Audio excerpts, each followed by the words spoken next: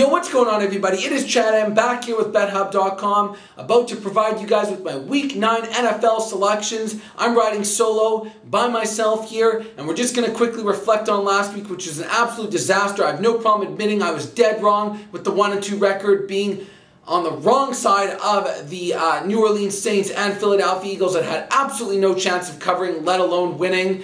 But you know what? That's the history, and all we can do is look at the future here and continue to improve on our record. Mama didn't raise no quitter, so let's get straight down to business. My top pick this week, gold selection, is going to be the Baltimore Ravens on the road at Cleveland, laying just over a field goal. And I love them here in this spot for a number of reasons. First off, this is an angry team coming off of a loss where they got absolutely embarrassed by Houston, and they had a bye last week, which is fantastic for a well-coached team under Harbaugh, who you know is definitely going to be making the necessary adjustments in order to get this team back on track.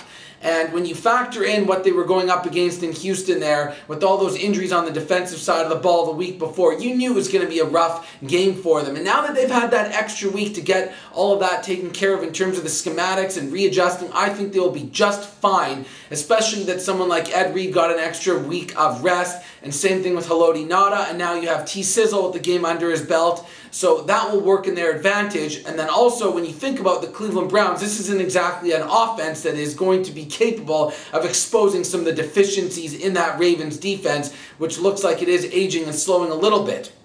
And then when you look at it from an offensive standpoint, they've been fairly good all year. Joe Flacco is in the middle of having a career season. Ray Rice is going to be able to run the football. And you see what he's doing with the tight ends, Flacco throwing to them. They've got the downfield threat with Torrey Smith. Bolden's the possession receiver in the middle. So they have a nice offense that I don't think Cleveland can catch up to them if they were to fall behind in this game. And then also when you look at Cleveland, here's a team that's actually going to be going into the bye after this week. And since the new CBA has been put in place last year, there's a new rule in the league for how many days these players are allowed to have off, which is 5 in total before they're even allowed to practice, for the week after. So that makes these guys in their minds start to think, oh, okay, you know what, we're going to be with the family, we're not quite as into it.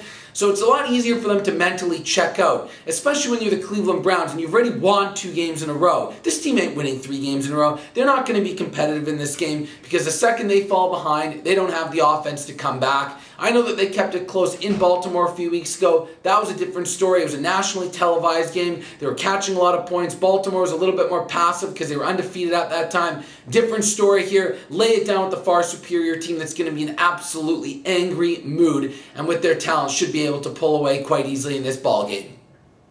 My number 2 selection, silver pick, will be another road team, a team that I've become really high on the last couple of weeks, and that is the Tampa Bay Buccaneers going into Oakland. And I like them here from a scheduling spot because they did play on Thursday night last week, so they did have an extra couple of days to prepare.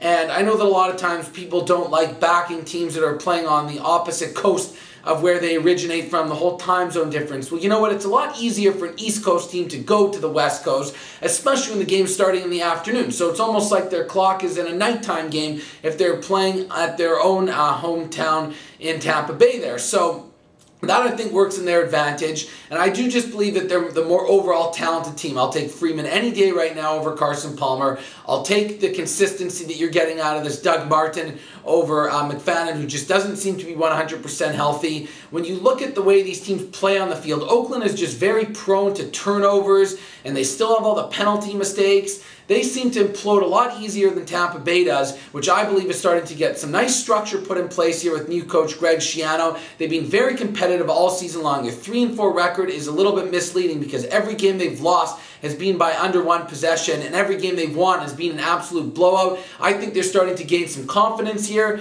Oakland, big deal. They've won 2 games in a row. They beat Jacksonville and Kansas City, arguably the 2 worst teams in the NFL. You think they're going to be able to win 3 games in a row? I don't see that happening. Give me the Tampa Bay Bucks that are slight dogs. You're getting a couple of points on the road.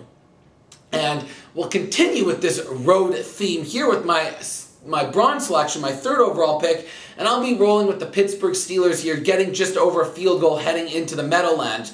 And I like this pick here for a number of reasons. First of all, I think the Giants are in a tough scheduling spot. They've been all over the map recently with their games. It all started when they had that tough game having to go to San Francisco, and then they came back and then they played Cleveland, and then they went back on the road last week and they played Dallas. It seems like they're hanging on for their dear life in every single one of these games, and eventually it's going to catch up to them. They haven't really been able to put away teams. The only reason that they're even winning a lot of these games is because they're winning the turnover ratio by such a wide margin. Pittsburgh is not turning over the football right now. They're playing much better fundamentally. I think that their offense is really getting into groove with Todd Haley. And Ben Roethlisberger is perfect in stride right now with his wide receivers, with those little check down passes which open up the deep ball. I think they're starting to find a ground game with Dwyer, whereas I don't think the Giants have really established much on the ground. And if they become one-dimensional against the Steelers, they'll have a tougher time moving the football. We know that the Giants do not excel as home favorites. If they are going to win this game, it definitely won't be by more than a field goal. They always seem to squeak them out at the end.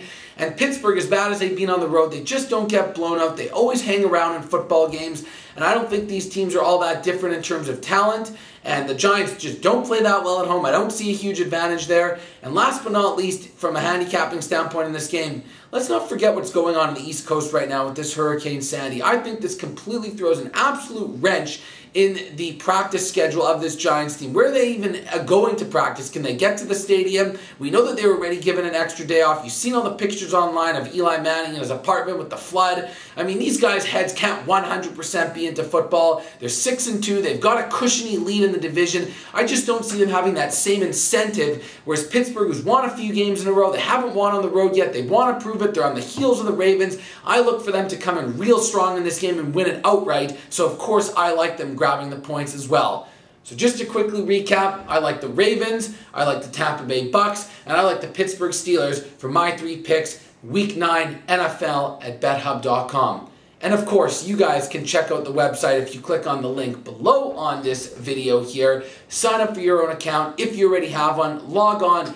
Get in there, create your own lines, start your own bets, challenge your friends, get some trash talking going on, cash in on some of our bonuses, and have a great Sunday afternoon with a couple of dollars riding on these football games.